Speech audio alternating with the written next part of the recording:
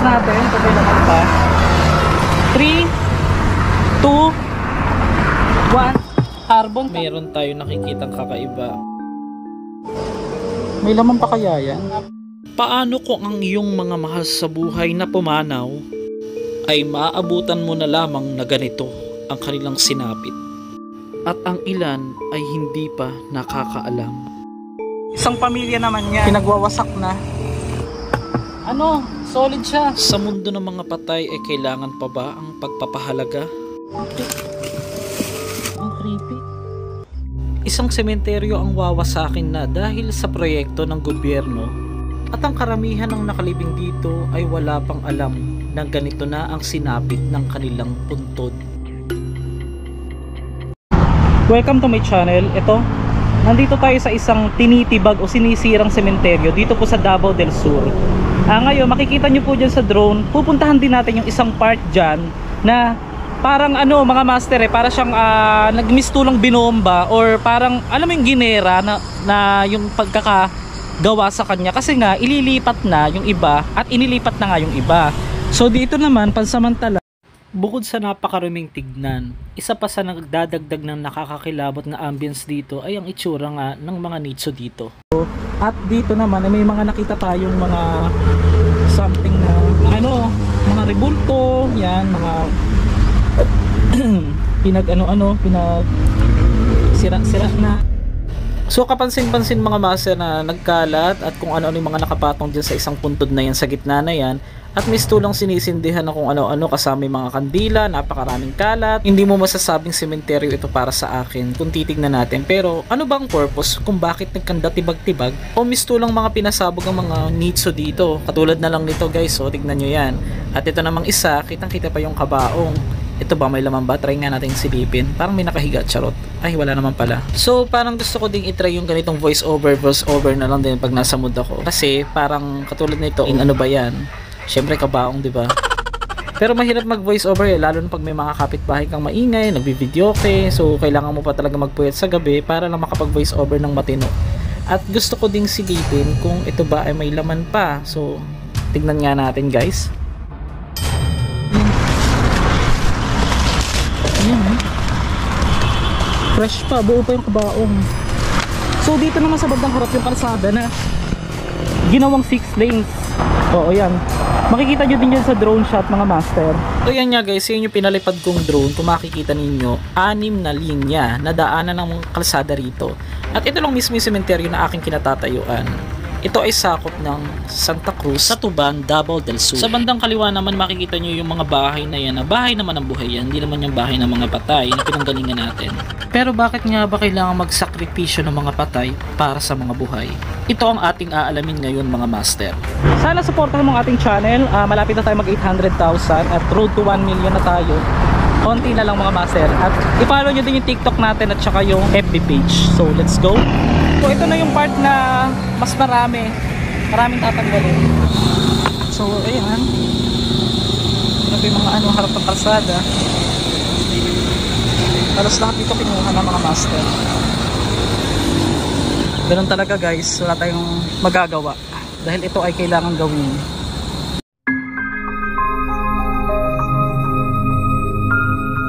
Naman guys, so ito isang pamilya naman yan, pinagwawasak na.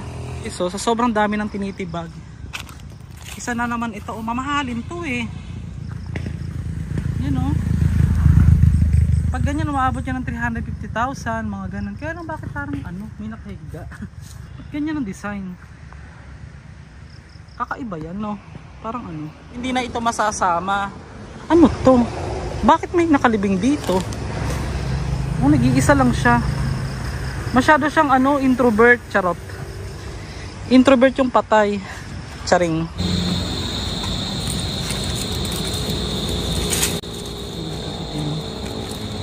Yung damit inilagay sa balete. Damit mo na tela. Sabi po, may something na naman. Damit lang siya. So far wala naman siya mga picture. Bakit may damit na inilagay dito sa balete, mga mask? Grabe guys, no? Kalunos-lunos yung sinapit ng mga patay dito. Talagang wawasakin na nga. Ito po, iba pong cemetery to guys. Hindi pa po natin to na i-vlog, tong part na ito. Hindi po ito yung sa Panabo. Pero Davao del Sur po ito. Davao del Sur po ito. Hindi po ito Davao del Norte. Baka sabihin pabalik-balik yung content natin eh. Meron ako nakita rito na isang puno na parang tinusukan ng itim na kandila. Ano ito? Check natin. Ay oo nga. Bakit ganyan? Anong ginawa sa puno? Ano yan? Kandilang itim? Oo nga. Ba't ganyan? Ayokong humawak guys. Bakit po tinulusan ng kandilang itim itong puno na ito? Kandila ba talaga? Parang kandilang itim. Baka may nagre-ritual na naman dito. O Chinese naman po oh. Ni Panghe. Ni Panghe.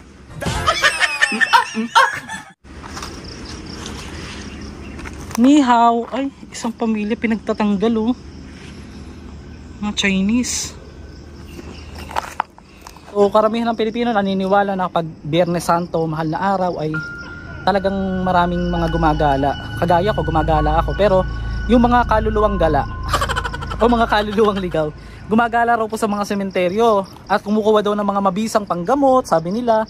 At kumukuha ng ano, yung iba ginagamit sa kasamaan, pero yung iba sabi nila ginagamit nga nila sa kabutihan para makagamot sila. Kaya ngayong araw, Biyernes Santo, nandito tayo sa sementeryo na sinasabi nga na pag Biyernes Santo nga is malakas daw. At kapag ka ano, kumukuha sila ng mga ginagamit nila dito, pero iba yung nakita ko guys eh, para sang amistulang ano eh, itim na kandila na itinulos po sa isang puno. Ako kasi base sa paniniwala ko, iba-iba naman po kasi tayo, 'di ba, mga master? 'Di ba tinitibag kasi nga tong sementeryo na ito. Ang base po sa paniniwala ko ay ang mahal na araw, depende po sa iyo yan eh. Bibigyan mo ng halaga yung pagkamatay ni Jesus, ganon. Ay, meron ditong isang Chinese na ano. Chinese siya. Pinag-ano na. Ito, matindi yung ginawa dito. May daan ba dyan? Ang lalim nito. Ba't may naririnig akong ano? Sapa. Isa sa ating ano, crime story sa sementeryo, mga master. Dahil meron daw doon pinatype pagka ano pupuntahan din natin yung isang sementeryo po sa Davao City. Abangan nyo po yun. Bukod pa po doon sa Rugby Boy, ilalagay ko dyan sa screen. Thank you po sa mga ano, mga sumusuporta pa rin, yung mga hindi na boring. Sabi po lalo mag-aalas 6 na. Sinasabi nga nila hindi pa huwag ka magpapaabot ng alas 6 sa sementeryo. Pero ako naman kasi depende sa paniniwala mo yun. Iba-iba tayo ng paniniwala, pero ako ginagalang ko pa rin ang mga patay, mga master. Ito.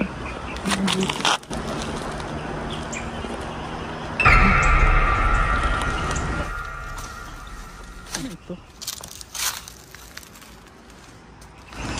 Grabe sinapit ng mga patay dito, guys. That's why kaya hindi na to pinaglilibingan, kasi nga yung pinaka-latest na inilibing yata rito is parang mga 2021 ganun. Kaya hihintay pa na 5 taon ng kompleto bago talaga sirain, kasi yung iba sariwa pa, hindi pa pwedeng sirain na lang basta-basta, mga master.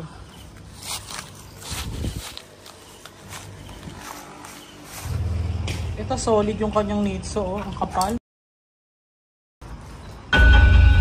May mga bakal pa oh. Ganun din dito, huwag na. Oo.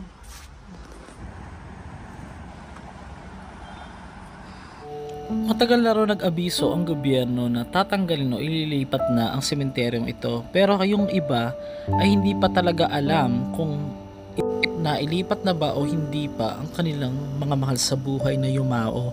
Gayunpaman patuloy pa rin ang operasyon ng pagtatanggal dito at soon ito ay tuluyan ng wawasakin.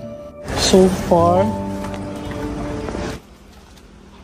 in fairness, ang pula ng lupa dito. Tayo guys, kasi tumidilim na. Ang hirap ng ginagawa natin, sa totoo lang. Pasintabi na lang tayo sa mga natatapakan natin mga puntod. Saan ba yun? Nakita ko na parang ano. Nadaan ba dito? Mapapansin nyo guys na kinakapakapapa ng paa ko kung meron ba ako talagang safe na aapakan dahil karamihan nga ng nicho dito ay butas na, so mahirap magtiwala. Dito ko nabibwisit eh, mga ganito ba? Ano to? Ano yan? Nakabalot sa bote guys. Ano yan? May itim pa na ano. Ano ba yan?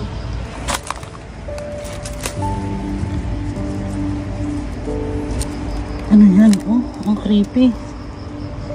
Parang may laway sa loob. Malakas yung imahinasyon ko kapag nag-e-edit ako ng video, lalo na pagka mayroon tayo nakikitang kakaiba. Pansinin nyo na parang mistulang nakasimangot na mukha ang nasa loob ng boteng ito. No! Ano yan? Baka mamaya may something to ha. Ginamit na naman sa ano.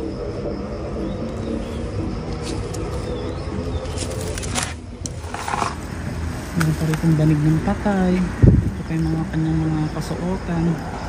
So yung nakikita nyong part dyan sa drone, ito yung part na tinutungtungan natin ngayon. Hanggang ilalim pala yan.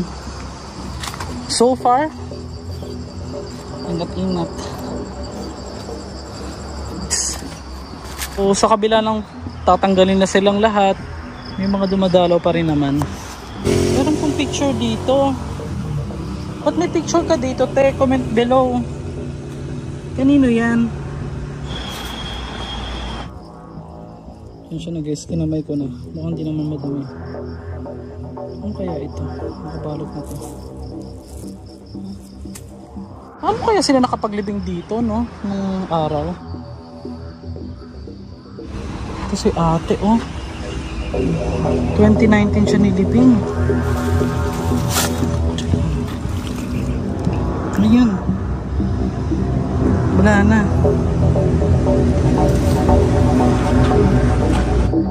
Grabe guys, no? Tabi po. Pag ganito naman eh, atutulog naman ang alas. Sarap.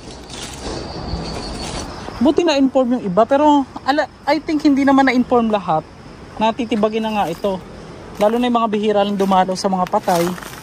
Magugulat na lang sila, wala na pala guys. Sinira na pala. Ito pa oh. May laman pa kaya yan? Feeling ko wala na. Sabi po. Try lang natin tignan. Alam mo naman ako, ayoko ng ano, nabibitin, charot.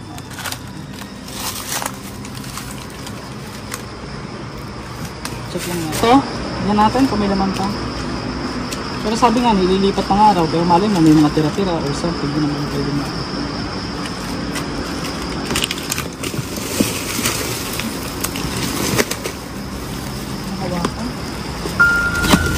Ay, oh, wala na. Wala na guys. So, tanging kabaong na lang po ang ano. Kasi ano, oh, carbon copy, oh. Carbon copy. Ano, solid siya. Carbon ba? Opo. Sarap. Yan po ah, ang ginagawa natin biro yung kabaong, hindi po yung patay.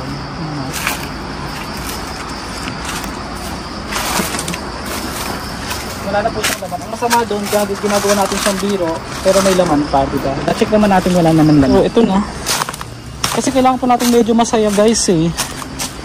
Lalo ganito pagka ganitong puro negative yung pupuntahan mo dito. Salamat sa Ginoo, kay safe tayo nakaano na nakauwi. Ito. Dito. Ang laki pala. Ito army oh. Yan. Saludo po tayo kay Sergeant Nelson De Surto. Pinanganak siya noong February 15, 1968 at pumanaw ng February 4 to 2019. Is my shepherd. I shall not want. He makes me, he down in green earth. He restores my soul. He leads me in my paths of righteousness for his name's sake. Even though I walk through the valley of the shadow of death, I will fear no evil, for you are with me. Your rod, and your staff, they comfort me. Psalm 23, 1 verses 4. At 23 verses 1 to 4. With sympathies and prayers. So yan, saludo po tayo sa army na si Sir Nelson. Pag mga public service naman guys, mga pulis yan, hindi naman na siguro masamang ipakita. Hindi biro yung kanilang pagkasakripisyo pag ano ba nila, yung ba't parang ibang dimension na to? Asa na tayo? Yung kanilang pag-aalay ng buhay sa bayan, mga master. Pero hindi lahat, alam mo naman, yung iba. Yung ibang pulis, yung ibang ginagamit yung power nila makagawa ng masama. Sa kapwa, ginagamit nila yung authority nila. Pero naniniwala pa rin ako na marami pa rin tayo mga kapulisan, lalo na mas ahead po yung mga mabubuti kaysa sa masasama. Mga buto nga daw dito, nagkalat na lang yung iba. Sa sinasabi nga nila dito sa kalsada, kaya pinagtibag-tibag na po ito. So meron tayo napansin dito, ayan fresh pa. Unbox kaya natin, tignan nga natin guys. Pero wala akong plastic eh. Pero gusto kong i-unbox kung talagang may naiwan pa ba dito or what. Eto na naman tayo sa unboxing mga master, at pasintabi po sa mga kumakain o mga nanonood din ng ating video. Masaya lang ako dahil nagbabalik na uli yung lakas ko. Mamaya ko sa inyo ikikwento kung bakit. Ito yung dito tayo nag-trending sa pag-unbox ng mga kabaong o pagtitingin kung may mga natira pang laman. Kasi mga master, ito yung ating nasimulang content before. Sa mga bagong subscriber natin na 20,000 this month ay ito, sisilipin natin at mabigat talaga siya. At warning din po hindi po natin ginagawang biro ang mga ito, kundi nagiging positive lang tayo pagdating sa sementeryo. Dahil napakarami pong bagay na negative dito, kaya dapat happy lang mga master. Unbox natin, ito may laman pa. 3, 2, 1, ay ang bigat!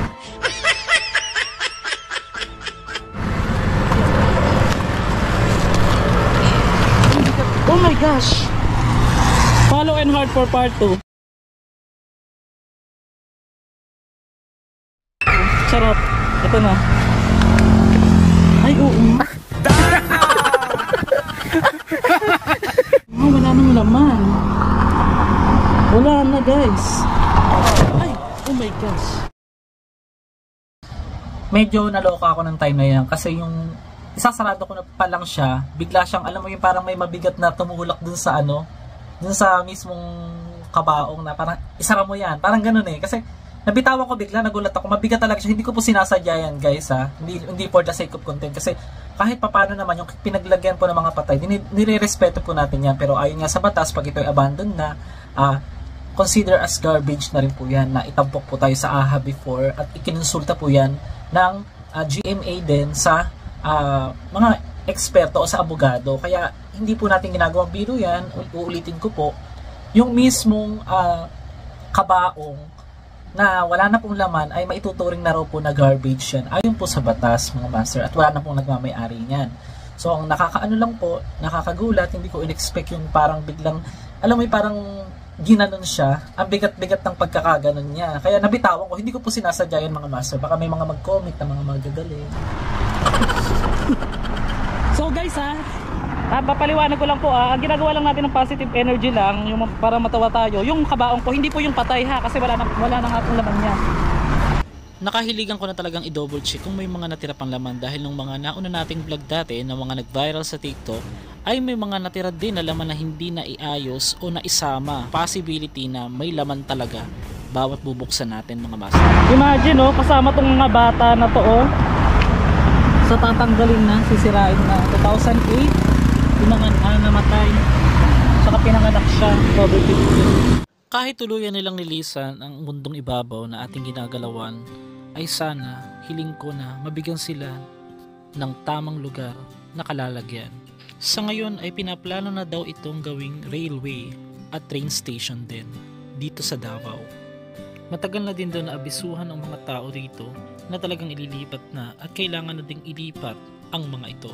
Bago nga daw ito maging 6 lanes ay ito ay napakalawak nga na sementeryo na aabot sa halos 50 hectares ang lawak. Ikaw, palagay mo, pabor ka ba na talagang ilipat na o pakinabangan ng ating gobyerno ang lupaing ito? Well, para sa akin, we have no choice kundi tanggapin at igalang ang batas dahil ito ay nasasakupan ng karamihan ng mga mamamayan dito na piniling pumayag na gawin ito dito. Yung mga nasa parteng harapan naman ng sementeryong ito na nakikita ninyo ay ang mga private o nabili na, samantalang ang mga nandito sa ilalim ay ang public mismo. Napag-alaman ko din na pag natapos ng 5 taon at hindi na ito binabalikan o pinupuntahan ng kamag-anak ay automatic na itong tatanggalin nga. Kaya napakalaki ng posibilidad na ginalaw na ang ilan sa mga ito nang hindi lalalaman ng mga may-ari o mga kamag-anak. Ano ba sa palagay mo? Maaawa ka ba sa kanila? O tignan nyo guys. So ito na.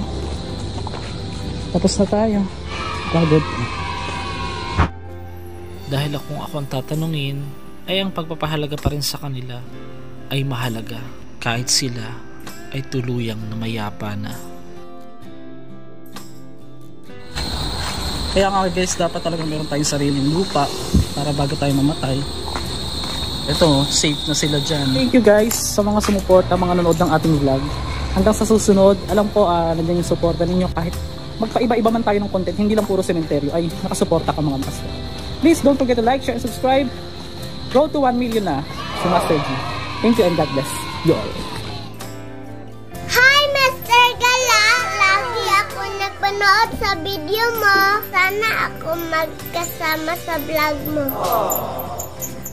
Mama, Master Gala my favorite YouTuber, but I wish you had a vlog that was English, because I can't understand it.